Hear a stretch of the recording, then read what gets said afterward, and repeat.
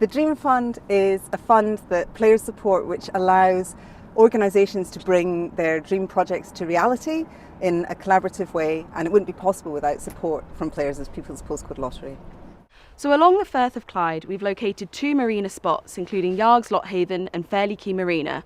Along these marinas, we're working on the pontoons and putting oyster nurseries underneath the pontoons, aiming for our mature native oysters housed in these nurseries to release larvae into the Firth of Clyde.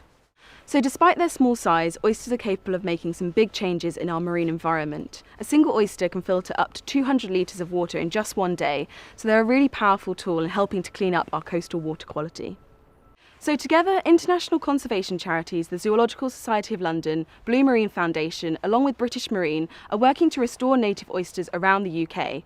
Locally, in the Firth of Clyde, we've partnered with the Clyde Porpoise CIC and the Fairlie Coastal Trust, who is going to help look after our oyster nurseries here in these 2 marinas. Obviously the Clyde has got a long history, it's been a polluted water body, and it's slowly getting better. And then everybody in the community they're over the moon and super excited that these oysters are helping to clean the water, filter up to 200 litres of water a day, and then just all the benefits are going to have to biodiversity and stuff, so everybody's over the moon. We're excited to take our model for oyster restoration across the country to 3 new sites. We're restoring oysters in the Firth of Clyde, Conway Bay and the Tyne and Wear.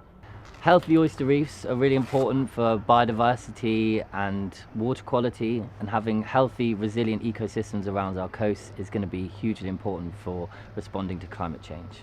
So now the oysters are housed in their new homes underneath the marina pontoons, they'll help us contribute towards cleaner, healthy coastal water quality.